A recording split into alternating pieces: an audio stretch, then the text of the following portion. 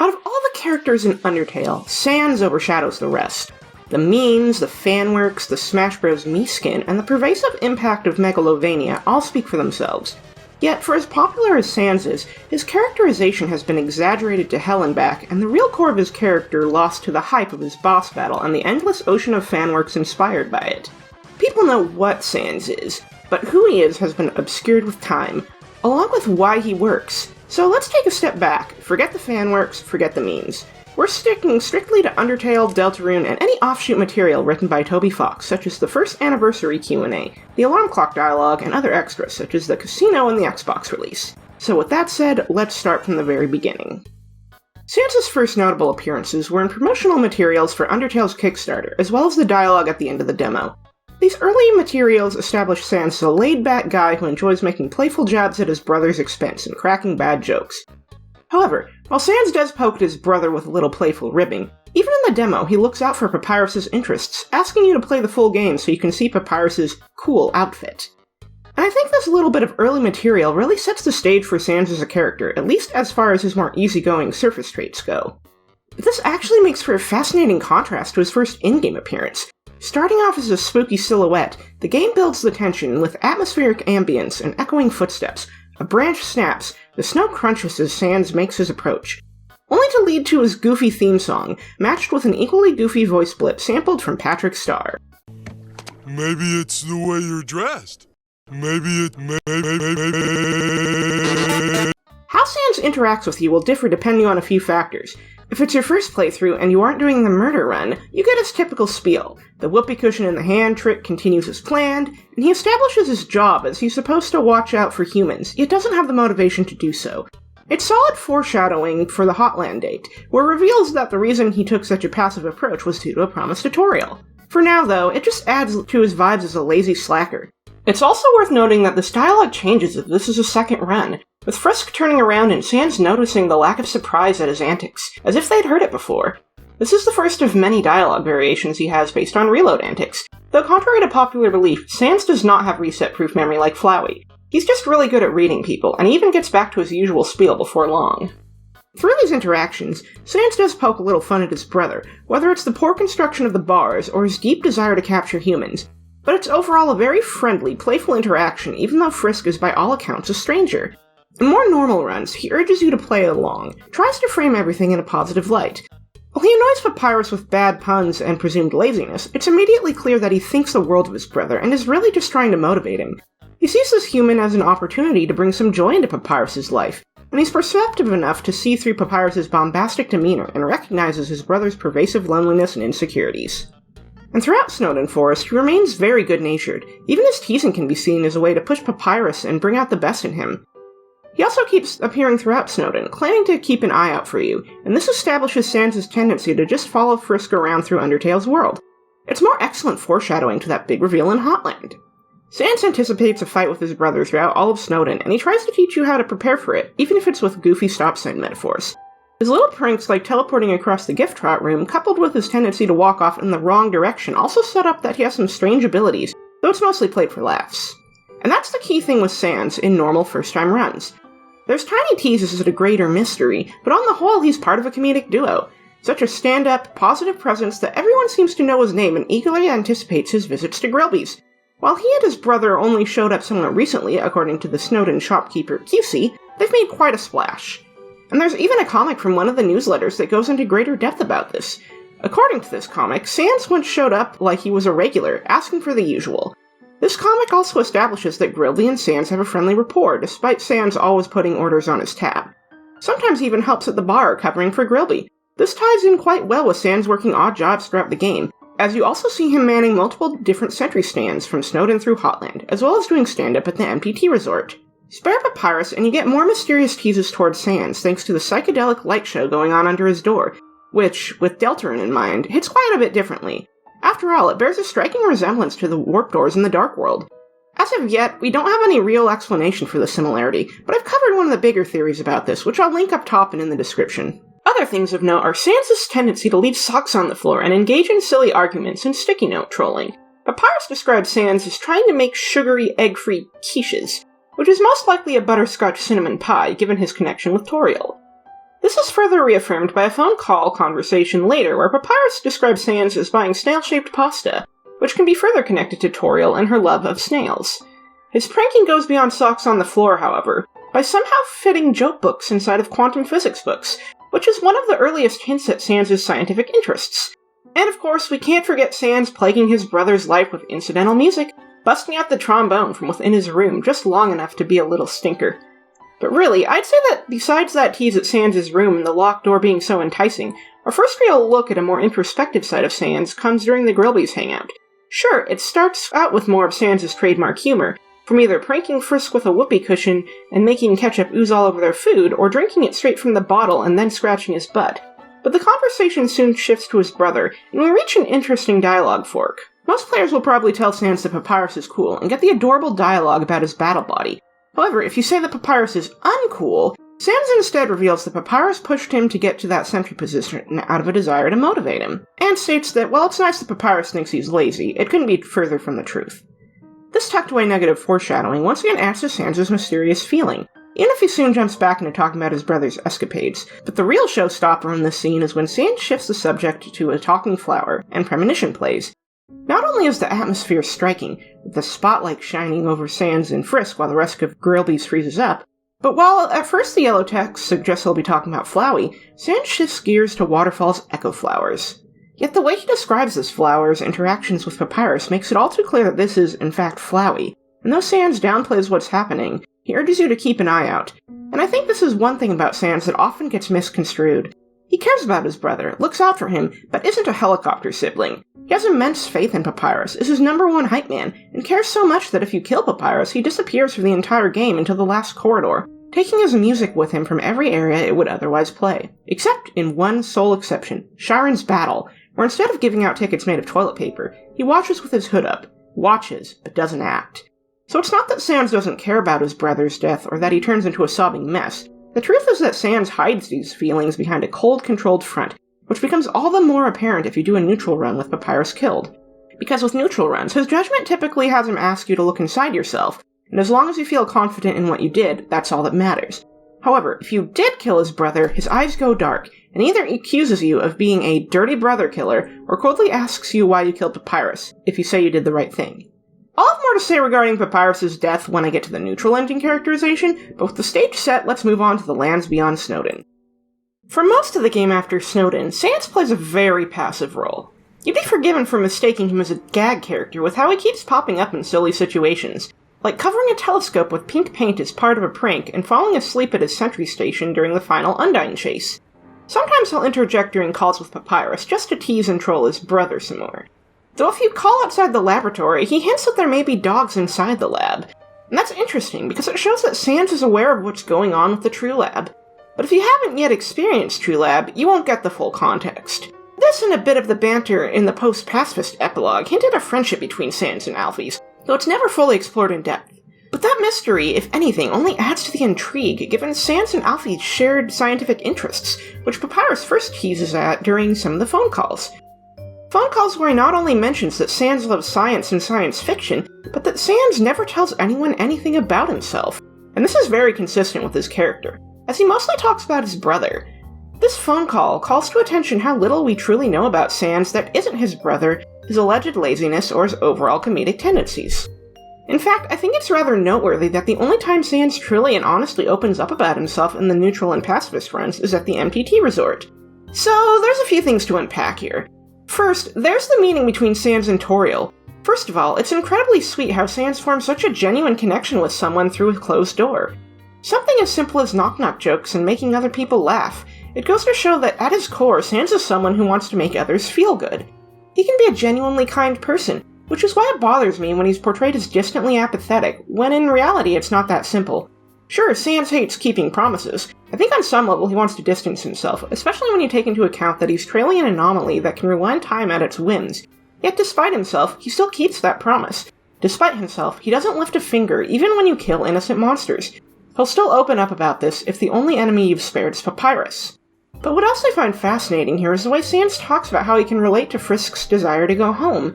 When you consider his Lost Soul dialogue where he says, "You'll never see him again," coupled with his comments in his boss fight about giving up on going back, There's an air of unsolved mystery, further intensified by the photo in his secret lab of monsters you've never seen before, and the Don't Forget drawing. Of course, even taken on its own, this exchange still carries that element of intrigue. And moreover, Waking encourages Frisk to just enjoy life in the underground in some respects works as subtle foreshadowing for Alphys' later reveal, that leaving the underground is seemingly impossible without taking Asgore's soul. But I don't think it's just about Asgore. In his fight, he mentions how he thought the anomaly was unhappy, and that giving them positive experiences might help them get on the right path. This adds a lot of depth to his motives here, showing that despite viewing the anomaly as a threat, is still empathetic enough to consider their perspective. And in normal play, Sans' Dead Where You Stand comment is a genuinely impactful moment. It comes out of nowhere.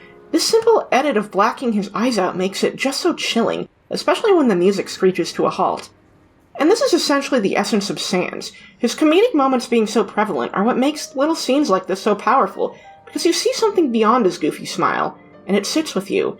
It leaves you craving more, and that desire for more can lead to interesting outcomes. The MTT resort scene sets the stage for the last corridor by giving the first real tease at Sans' hidden depths. But even with that dialogue in mind, seeing him in shadow giving the explanation of LV and EXP is so chilling on a first playthrough. It shows Sans has a deep understanding of the game's mechanics, but it also hits you hard with a blatant deconstruction of those mechanics that most players wouldn't think too deeply on in any other RPG. While Undertale does treat character deaths with more weight than the average RPG encounter, Sans cuts straight through to the core. When you kill in an RPG to level grind, it becomes simpler the more you do it, like clockwork or muscle memory. It becomes easier to distance yourself, especially if this isn't a first playthrough, or especially if you're a seasoned veteran of the genre.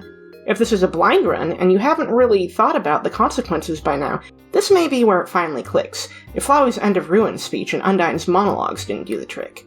Though, some people feel attacked by this. They think the game is blaming them for playing a video game as a video game, and to that I say, keep in mind that Sans is an in-universe character, discussing this meta aspect of Undertale from an in-universe perspective.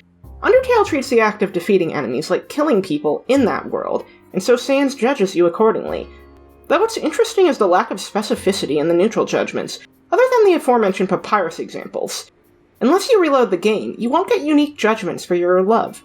However, he has quite a few unique speeches depending on how much LV you get, many of which are fairly cheeky, even saying that you suck at being evil if you get to him at high LV but not level 19. What makes these judgments so funny is that he's effectively roasting you for going back just to see what he has to say after killing monsters. After all, if you've already gotten the usual spiel, you clearly haven't learned anything from it, if you're just messing around. However, Pacifist is another story entirely, providing one of the most impactful scenes in the game. If you made it this far without killing anyone, the music swells, and you can tell from Sans' reaction that he's so proud. Being kind and not killing anyone doesn't make you naive, but that you carried a tenderness with you despite the hardship, gaining love from the world around you instead of gaining level of violence. This speech ties directly into one of Toby's greatest influences, Moon Remix RPG Adventure, and actually recently put out a video discussing this if you'd like to check it out. I'll link it up at top and in the description. But back to the speech, Sans emphasizes how dire the situation is with the impending battle with Asgore, but applauds your determination. He believes in you. Sans, who, as you find out in the more murderous run, does not believe easily. In that run, Sans outright admits to having little motivation in life because he knows everything he does will just get swept away, including going to the surface. There, he's jaded. There, he's tired, and the only reason he stands up and fights is because he's the last one standing and the only one who can make you quit. Yet here, Sans believes. He still knows that you could do it all again. He still knows that it could all be wiped away, but in this moment, he's willing to hold out hope and uplift you before it all goes downhill. And it's such a shame that you'll only ever see this speech if your first run is a pacifist neutral, because it's such a poignant moment, and such an incredible testament to Sans as a character. And then, if you reload on this passive run, Sans speaks of time travel in a far more positive light. How I'd always wanted to meet a time traveler, the code words he'd use to distinguish a time traveler, but it's not just one code word. No, Sans keeps giving more code words, each one sillier than the last, requiring you to reload multiple times before you tell him that you're the legendary fart master and finally get the key to his room. Sans says it's your chance to learn the truth. That you just got owned, making even this dramatic reveal into a joke in true Sans fashion. However, while you do become the punchline, his room still proves rather revealing, not to mention a little sad. While the silly treadmill and trash tornado fit Sans' goofy demeanor, and the sock collection and thank you later to Santa bring some cute characterization, the crumpled up blanket on an otherwise bare mattress can reflect the hidden sadness and nihilism pervading Sans as a result of the anomaly. Take his key, and you get to see his lab, with photos of a time gone by, the Don't Forget drawing if you met the Clam Girl NPC, and mysterious blueprints that may relate to Gaster or Alfie's. There's also a mysterious badge and a broken machine covered in cloth that to this day remains a mystery. Our only hint is an old Toby Fox tweet back when he used to give personal insight on the game. It said, "You've all seen the happiest outcome. Neither of them could fix the machine, no matter how hard they tried. No one can." Perhaps Deltarune will address these mysteries, or perhaps they'll remain an open book with pages blank for you to fill with your imagination. Either way, when you pair his pacifist speech with his encouraging words when you free his lost soul, it really goes to show how significant a pacifist run is to someone as jaded and bitter as Sans. I see some people say that Sans isn't depressed because they equate depression with sobbing extensively, or just general explicit sadness. The thing is, depression can simply be a lack of motivation or pervasive apathy, and smiling depression is a very real thing. So I think making such an interpretation of Sans is valid. Depressed people can still cope with humor and making others happy. So if you see Sans in such a way, I totally get it. I don't think it's that outlandish. The neutral endings contain vital characterization for Sans, given that they're largely narrated by him, with other characters weighing in depending on which ending you got. Flawed Pacifist is probably one of the more common endings you'll see on a first-time playthrough. In it, there's an air of bittersweetness. Sans calmly explains how things are going in the underground, and the complications brought about by the Souls' disappearance and Asgore's death. But between Toriel's efforts and everyone else's hopes to find a way, Sans assures Frisk that they aren't losing hope. That's consistent with the Sans you see in a pacifist neutral. He's found the strength to hope again, even through hard times. He even ends the call by calling Frisk his buddy and saying that he'll be seeing them, showing how much he's grown to care. It's all downhill from here, though. In the Toriel ending branch, assuming Undyne hasn't taken over, Sans' speech is more or less the same. However, we learn from Papyrus that Undyne has since moved in with the skeletons and works at Sans' illegal hot dog stand, showing that, if nothing else, Sans, like his brother, is willing to help Undyne when she's fallen on hard times. In the Empress Undyne ending, where Papyrus is killed, you see a ton of passive aggression from Sans, though. He blatantly points out the innocent civilian deaths, how Toriel was banished and Undyne is more vehement about killing humans than ever, only to casually bring up how he moved in with Toriel. It goes to show how much Sans values Toriel that, rather than leaving her to her banishment alone, he goes to live with her, brings some books, and all the fun they have as roomies is recounted as well. It's almost sweet, until you remember that you killed Papyrus, and Sans is not afraid to call it out. The way Sans' eyes black out and the music cuts as he mentions how he doesn't have the heart to talk about Papyrus' murder is absolutely chilling. And it once again shows that Sans cares about others' happiness, even if it means burying a painful truth and the loss of a loved one to preserve Toriel's happy memories of the human. And then, like a badass, he says to never come back, further affirming just how angry he is. It's a chilling note to end the call on, but fitting all the same. The other related ending branches with Papyrus are a bit more hopeful. If Undyne dies and the people rebel, Sans and Papyrus simply visit Toriel instead of moving in, but they allow her to leave sometimes by watching over her house in the ruins. This once again shows Sans' loyalty to the people he cares about. He doesn't beat around the bush that things are bad, but he's much less cold and cutthroat, no doubt because he still has his brother in his life. If Toriel dies and Undyne takes the throne, Sans is a lot less direct, but he still deliberately brings up Toriel's absence, playing it up like he doesn't have a clue. However, if you kill Papyrus, he does not feign ignorance at all. The music once again cuts, his eyes turn dark, and he chillingly says, "Or maybe she isn't feeling anything at all," and ends the call with a threat.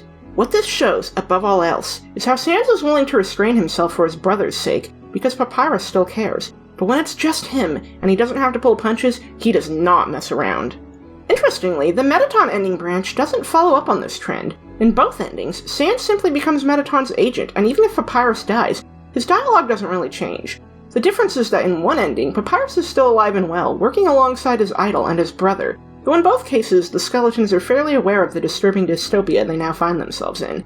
Perhaps in this case, Sans simply doesn't have it in him to talk about all the deaths, given that, at minimum, Toriel and Undyne must die to get this outcome, and Papyrus in at least one variant. Papyrus is more outgoing and willing to talk to Frisk in this case, and in his absence, Mettaton just takes center stage, far more outgoing and less resentful. But it's interesting too how Sans treats death with regards to his brother. In multiple endings, Papyrus states that Sans told him the dead went on vacation, This aligns with Sans refusing to tell Toriel that Frisk killed his brother in the Undyne ending where Papyrus died. Sans really seems reluctant to be honest with his loved ones regarding heavier topics, but what I find so interesting is that in the King Papyrus ending, Papyrus shows that he knows the truth. But he only brings this up when he's sure Sans isn't around. Sans clearly thinks the world of Papyrus, but I think he values Papyrus's hope and optimism so much that he tries to hide harsher realities from his brother to preserve that happiness. You see this in the murder run as well, where he asks you to pretend to be a human for his brother's sake, even though he doesn't see you as one after all the monsters you've slain. Papyrus seems aware of this, because if you call him in the laboratory where Sans doesn't answer, he shows that he knows what a laboratory is, yet when you call him outside, where Sans is around, he plays up an ignorant facade. And I think this adds an interesting undercurrent to the brothers' relationship. Sans has faith in his brother, certainly, but I think there are times where, like Undyne, he sees the innocence and wants to shield Papyrus, even when Papyrus is mature enough to face reality. And then we get to the two endings where you kill the other main characters. It's funny how in one, you get a silly ending where the annoying dog takes over and everyone seems to be doing fine, and Sans describes this as the best possible outcome, even with his brother dead. This definitely feels like more of a gag ending, especially when juxtaposed with the far darker, leaderless ending. No music, just a cold, chilling wind. Sans emphasizes how dire it's gotten. It's dark, it's quiet, and everyone suspects that they'll die here with no hope of freedom. Sans didn't become leader because he's not cut out for the job. What starts as a joke about taking it easy abruptly shifts when he says that this is what happens when he takes it easy, with the return of his cold, dark eyes. What's interesting is that there are two branches to this ending. One ends with a simple, see ya, but when killing enough monsters, he really tears into you. It's less crowded. Doesn't that feel good? The passive aggression is strong here, and the cherry on top is when he tells you to go to hell. These endings all demonstrate that Sans has a very cool, controlled anger. He doesn't yell. Hell, he's not always direct about it, often opting for passive-aggressive jabs to make his feelings known. But I think this cold, collected fury is honestly really impactful with how understated it is. Through strong dialogue and that dark-eyed portrait, the feeling cuts through to your core. And then there's the Alphys ending. It's interesting how, unlike the leaderless ending, Sans does take a more direct role. While not the leader, he stands by Alphys' side, supporting her through her loneliness and grief in the aftermath of so many casualties. He barely talks in this one, simply handing the phone off to Alphys. He clearly doesn't want to say anything, because what's the point? This is Alphys' time to let it all out. It's a subtle thing, but I love how he puts her first, even though his grief is undoubtedly just as strong. With this bleak ending out of the way, we must go to even darker pastures. At long last, it's time to discuss the No Mercy run and Sans' role as the final boss. I'm not going to start with Sans' boss fight, because I think the build-up to it matters significantly more than people give it credit for. While the start of Snowdin in this game's more murderous run starts similarly to Neutral, the first signs of change begin when Sans notices the lack of reaction or any real emotion coming from Frisk. He still tries to play along, but if this isn't your first run, it gives a distinct feeling that something's off, and it fits very well with Sans' perception when it comes to reading the expressions of other people. Sans comes across as very confused with how off things already are, but doesn't push it. As mentioned, he asks Frisk to continue pretending to be a human, and in my larger video on this run, I talk about the significance of the different characters dehumanizing Frisk in more depth. As you progress, Sans keeps showing more disappointment at the lack of reaction to the overall hijinks. He tries to encourage you to play along. There's a persistent tension. When you consider that Sans can pick up on LV and EXP, it hits even harder because he knows this entire time what's going on, but is subtly nudging you to stop. Subtly trying to get you to just have fun, enjoy their skeletal shenanigans. I think, while he doesn't show it outright, he fears for his brother's safety. This is more or less confirmed after the Gauntlet of Deadly Terror, where he gives his final plea to not kill Papyrus, Sans' eyes darkening, the iconic, "You're gonna have a bad time," and his sudden disappearance are also striking and equally chilling. Interestingly, if you kill Papyrus in a previous run and get to this room on Neutral, Sans will tell you not to fight Papyrus outright. It's far more casual than the No Mercy variant, but worth noting as it's yet another example of his perceptiveness at play. But then Sans disappears for the rest of the run until the last corridor, much like in Neutral runs where Papyrus dies. That's not to say he didn't watch, however. His speech in the last corridor echoes Papyrus' final plea before his death, asking if even the worst person can change. Though by this point, Sans has already given up on such prospects, calling back to his earlier bad time comment in his final warning. But Frisk moves forward automatically, and in the moment preceding the fight, Sans apologizes to Toriel. His hatred of promises comes to fruition, and it shows a bit of guilt in Sans that he waited until now to take action. And so we get his opening speech, interestingly quoting Asgore in the Neutral run. But, of course, it's just a distraction, and Sans shows that he won't be like other monsters in this run or even in the game. He'll attack mid-monologue, he'll dodge your attacks, he'll even use the UI as the fight progresses by throwing bones on the buttons. Sans knows he's weak, so he uses cheap tactics to make up for what he lacks in raw power, trying to be as obnoxious as possible to fight in order to drive you to quit. Yet for players desperate for more Sans, they get what they want in spades. Talk of space-time anomalies, R reports. This line alone has fueled speculative fanworks for years. Is it Sans and Gaster, Sans and Alphys? To this day we still don't know, yet Sans shows a clear awareness of the nature of resets, even if he doesn't actually remember them and can only make educated guesses based on your reactions and expressions and whatever data he's collected. Sans detects the end of everything, blaming it on you, and it's interesting in that Flowey undoubtedly contributed to these anomalies. But because Flowey hides from Sans after his own bad experiences, Sans has very little to go off of, and so he focuses on what's right in front of him, the human killing everything in their path, not because they have to, but because they can. His awareness of how his actions are futile due to the fact that they could be wiped away explains so much. Not only did he make his promise to Toriel, but any attempted interventions would have been meaningless before, when he'd either end up killed or his efforts would get wiped away again and again. It's a frightening existential dilemma, never knowing when it'll all be undone, and so Sans' cynicism makes perfect sense. In this run, you don't give him hope. In this run, you don't make him believe there's a future where he's happy and free. He gave up going back. He gave up on the surface, but even he acknowledges that these are just excuses for his inaction, and at this point he has no choice but to fight, because there's no one left to do so who even remotely stands a chance. But I think his final plea to your emotions is a genuine one. What makes this so striking is that, in many cases, this speech holds true. Many people play the game normally before seeking out Sans' fight. And that better person Sans describes, lonely and wanting a friend, reflects the pure, first-time Undertale experience for those who truly immerse themselves in the world and the characters, growing attached. And yet, is it not attachment, in some twisted way, that brings you here? The desire to see another side of Sans, the desire to understand him, and the desire to see what he's made of. A perverted sentimentality indeed. Even when you spare him, he acknowledges how hard of a choice it is. Before the moment he dunks you, he shows some level of understanding. Even after the prank, he affirms that if you were ever friends, you should stop. That's all he really wants. And that's what makes it so sad if you persist and get to that point again, where he laments that if you kept going, then you were never friends. When he brings up the other Sanses, this further cements that he himself doesn't have the full memory of preceding runs, especially when combined with his pre-battle dialogue variants, where he deduces the number of deaths based on the look on Frisk's face, and makes some dark jokes all the while. Even in this darkest hour, that comedic edge of Sans never completely fades. Nor does his compassion, with how he truly thought the anomaly was lonely, and that being kind to it would help it change its ways.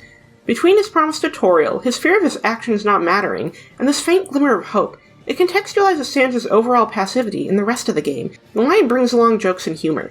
He wants to connect. He wants to guide you on the right path and make you feel like you don't have to simply treat the timeline as a toy. This shows in the way that Sans is genuinely happy if you abort the route at Papyrus. One simple change and he'll get back to his usual routine. Even in the Pacifist run, Sans doesn't have this sappy belief that everything will turn out fine. He hopes that it will, but that's just hope. Even still, he does believe that there is humanity to be found even in a timeline-destroying anomaly. They must have a reason behind their actions, and if they have a reason, then they can be challenged and changed. So, in some regards, you can read his inaction to this point as banking on that possibility, waiting, watching, and observing, and trying to see if the anomaly will recognize the power they hold and reflect. I think that's likely why most of his neutral judgments encourage reflection, even at high LV. His respect for Toriel combined with his brother's more optimistic outlook are also likely factors in addition to the pervasive nihilism about his situation. But by this point, he knows there's no turning back, and so all he can do is give it his all until you quit.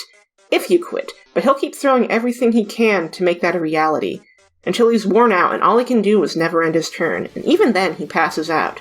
His cheap tricks run out, and in his dying moments he plays it off like he's just gonna go back to Grilby's. I think part of it is not wanting to give the satisfaction of breaking down in front of his killer, despite his ominous final warning. This is further justified in the way that he goes off screen, so you don't even get to see his death. His final words once again show how deeply Papyrus matters to him, when he asks his brother for an order before finally turning into dust. But that's just the worst possible outcome. What about the pacifist ending and all the extended materials that come after?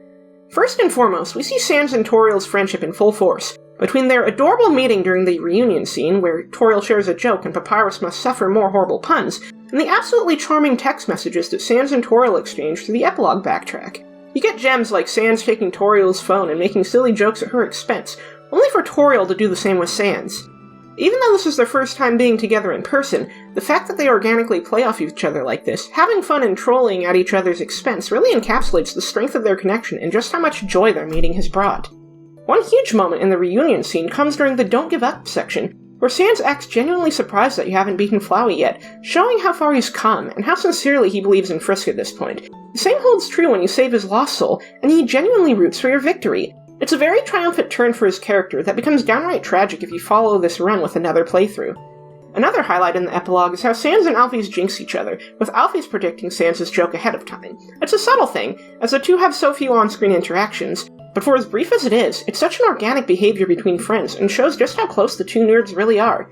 Oh, and we can't forget how casually Toriel brings up whether or not you flirted with her, called her mom, or all of the above, with Sans pointing out how weird the latter is in particular. But oh, he's eager for more embarrassing stories, tapping into that goofy uncle or older brother energy he channels so well. But otherwise, most of Sans' comments during this part of the game are more of his silly quips. But he and Toriel are having fun texting, despite being right next to each other. While his presence otherwise is understated, even when they finally see the sun, you can tell just how happy he is all the same, something that carries over into the post-canon materials, such as the Tumblr Q&A and the alarm clock dialogue. The anniversary Q&A mostly focuses on silly shenanigans regarding Papyrus' favorite food, but the Sans and Toriel question is worth noting because it establishes the skeletons and Toriel have such a close rapport that Toriel even prepares lunches for Papyrus and cuts little mazes into his sandwiches. She also buys Sans pizza Lunchables, only for Sans to eat the ingredients separately like a goblin. They have a cute back and forth, where Sans says she thought he was cool, only for her to say otherwise, and we learn that Sans and Toriel are drinking buddies, and that when drunk, Toriel throws the pizzas like frisbees. Sans definitely isn't afraid to embarrass her a little, but it's all in good fun, and this closeness continues into the alarm clock scenarios. Like with the Q&A, it's strongly implied that the skeletons live with Toriel post-Pacifist, and we see more of Sans and Toriel's silly shenanigans, with Sans calling Toriel out in the cold for a serious talk, just to put his chilly hands on her face. A really sweet touch happens in Papyrus' part of the alarm clock, where we see Sans sleeping peacefully without a blanket. Papyrus picks up on how genuinely Sans seemed to have a good time at the party, surrounded by friends, and more notably, that it's been quite some time since he saw his brother in such high spirits. On Undyne's page, she mentions a few noteworthy antics, like when Papyrus passed the puck to Sans during the hockey game, forgetting they weren't on the same team, and Sans just passed it back. Then Sans and Toriel wasted a ton of time slapping their hockey sticks together and asking each other, "Is this how you play?" This shows that Sans is finally starting to heal after Pacifist. He and his loved ones are safe on the surface. They can all enjoy simple pleasures like holiday parties, ice hockey, and funny party pranks, like taking bones from the dinner Papyrus was cooking and placing them in inconvenient places. In Sans' section, he gives Papyrus so much loving, if teasing praise about the party. Though much like during the game, Sans hardly talks about himself, instead focusing on the other partygoers, but appreciating that the party happened despite it being a mess. The Papyrus interviews in the newsletters reveal some small things, from Sans' appreciation of mayonnaise to the fact that if he was Papyrus' mom, he would cut up an apple into slices without being asked. We see him troll Papyrus by leaving a shower running with bubble bath, without actually going in and waiting for the bubbles to run out. He also tricked Papyrus into eating mayonnaise on pizza, calling it awesome sauce, and admits that sometimes he'll trick his bro to push him outside of his comfort zone. Lastly, in the 9th anniversary Q&A, we see that Sans, Toriel, Alphys, Undyne, and Papyrus often get together for lighthearted activities like potlucks. While the conversation itself features Sans being playfully contrarian with his brother and doesn't reveal a ton of new depths per se, we do learn that he and Papyrus can speak in binary, so that's neat. Before we continue on to Deltarune, I just want to touch on some interesting character details from the Xbox-exclusive Sans Casino dialogue, because I think there are some fun insights. For instance, interacting with the fast food box reveals that while Sans enjoys burgers, he has a greater fondness for the restaurant in the MTT resort, in large part due to the atmosphere. This also confirms his stand-up routine and how, during one show, he said just one pun, and Asgore kept laughing non-stop, to a point where they just closed the curtains. Despite this abrupt finish, Sans fondly remembers the show and considers it his best, showing that Sans is rather close to Asgore, or at least holds him in high regard. Get enough particles, and Sans will also talk about how, during a blizzard, Asgore still came out to hand out presents. Aside from mentioning the Undertale versions of Noel and Des, Sans fondly remembers getting a gift from Asgore, even though they were strangers. It was just a pair of socks, but given Sans' sock collecting habits he'd later develop, it likely meant a lot to him. We get a taste of Sans and Alphys' friendship with the Gamers Treaty, where he went to Alphys for game recommendations for Toriel, only for Sans to remember that Alphys tends to fixate on specific games at a given time, including an RPG he's interested in trying if it ever comes out on the Gamer Box.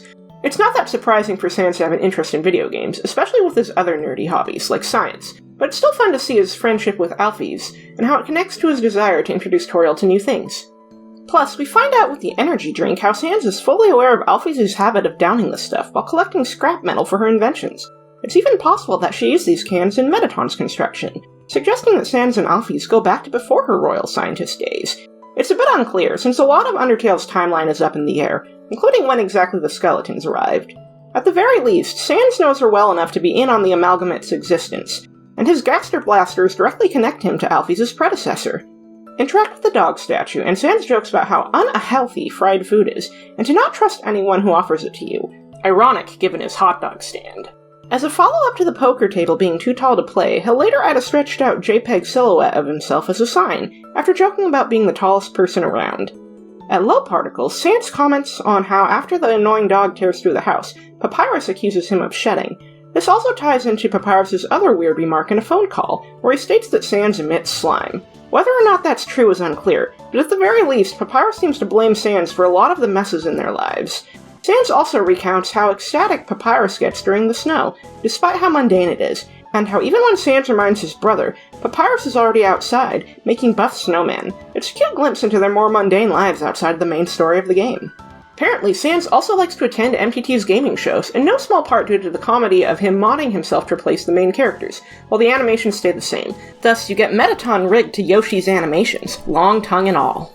I do like how the GamerBox interaction also lampshades how most people are going to watch the casino footage online, since by the time the Xbox version of Undertale had dropped, it was already out on PC, Switch, and PlayStation consoles.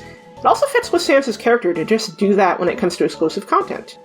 Deltarune doesn't bring in a lot of new material to the table where character analysis is concerned. What I find so fascinating about him here is that we see the laid-back, funny, and trollish side of Sans really is a genuine part of his personality in the absence of his existential woes in Undertale.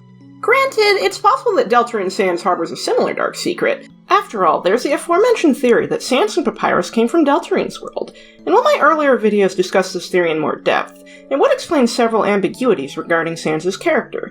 There's the fact that he speaks of understanding what it's like for Frisk to want to go home, the photo of the monsters Frisk doesn't recognize in his lab, the mysterious badge, and his comments about giving up on going back, and his lost soul lamenting on never seeing them again. With his ties to Gaster and Undertale, there could be more to come. However, for the sake of this video, I want to focus on the concrete and less on the hypothetical. So, Chapter 1 introduced Sans as a fairly recent resident who runs the local convenience store, which seems to have been built out of an abandoned Grillby's building. We don't know if Grillby used to run a business in hometown but was outdone by QC, and no mention of Grillby is made in-game.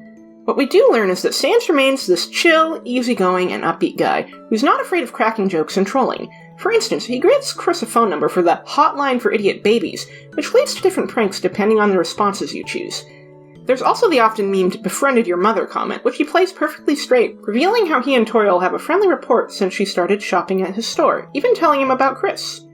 Chapter 2 builds on this by showing the two interacting and sharing bad egg jokes and puns until Asgore very awkwardly crashes the party. One subtle detail I like about this scene is how Sans turns his back once the two start their awkward conversation, showing that he's fully aware of the divorce-driven tension and wants no part in it. Even after Toriel leaves, Sans is incredibly awkward when Asgore tries to ask him how to get back with Toriel, comparing his antics to a movie, presumably Beauty and the Beast. He isn't cruel, but he also doesn't want to humor Asgore, which I think shows that this Sans has a great deal of social awareness, but also doesn't want to play wingman to a guy who made one of his friends uncomfortable with his advances. It is worth noting, though, that Sans is the one supplying Asgore with pickles, the one food item in his otherwise empty refrigerator, unless you give him the egg in Chapter 1. So Sans has a pleasant enough rapport with Asgore despite some discomfort, and is willing to help a guy out who's fallen on hard times. Similar to in Undertale, Sans also shows a great deal of concern for his brother, encouraging Chris to hang out with him, since Papyrus doesn't seem to get out much or have any real friends. We've yet to see a follow-up, but it's nice to see the kind older brother side of Sans shining through here.